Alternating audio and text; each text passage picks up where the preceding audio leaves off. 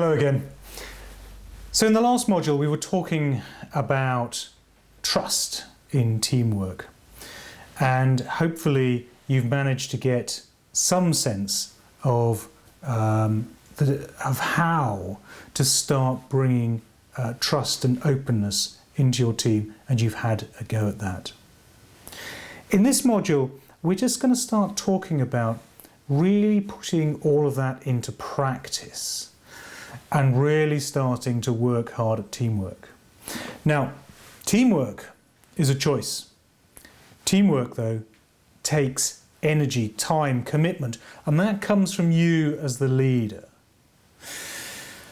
And it really means engaging with a team. Teamwork requires courage. Courage is one of the essential qualities of a leader. Do you have the courage to really bring your team together? I hope you do, and I hope now that we are most of the way through this particular training package that you really feel that you're up to this and you really want to do that. And now is the time to really start digging into your reserves of courage.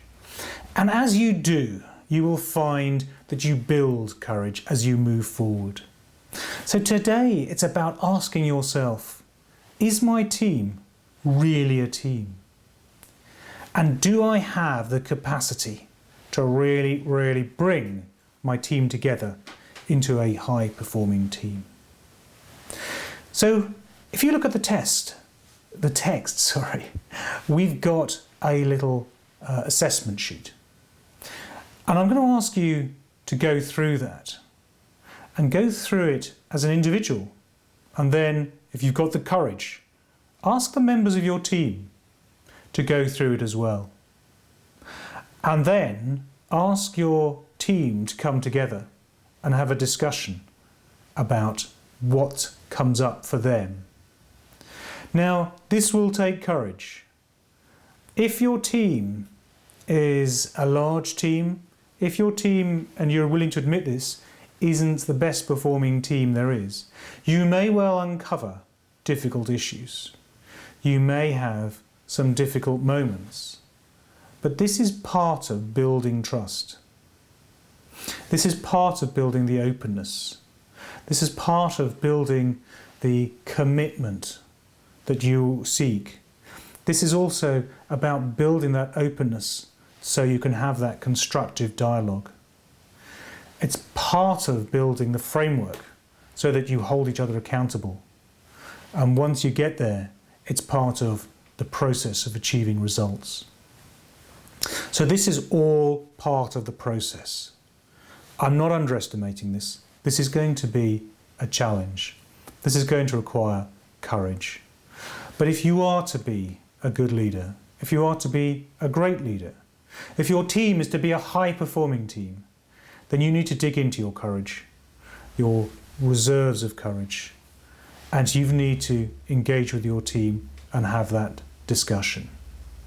So read the text, get the form, and if you're feeling ready, share it with your colleagues, get them to fill it in as individuals, come together as a team, have that discussion. And you may need, when you do that, to really consciously force yourself to sit back. You may need to work hard at not being defensive. It may be that you want to engage a facilitator or some other third party to help run that session. I would strongly urge you not to have your boss or somebody who's too close to the line management within your area. So if you can get a consultant, a coach, a facilitator in, or somebody from another business area to come and help you, that may be something you'd want to do. Or it may be that you are happy enough to do that on your own. But whichever way you do it, you've got to get involved, be open, and start building that trust. So have a go, see how you get on, start learning the lessons. If it doesn't go perfectly, don't worry. These things take time, days and weeks, probably months. But believe me, when a good team is working well together, it is worth more than all the effort you've put in. It really is worthwhile. So stick with it. Best of luck with that. When we come back in the next module, we'll be moving on to a completely different area and starting to put everything together for you as a leader. Best of luck with this task.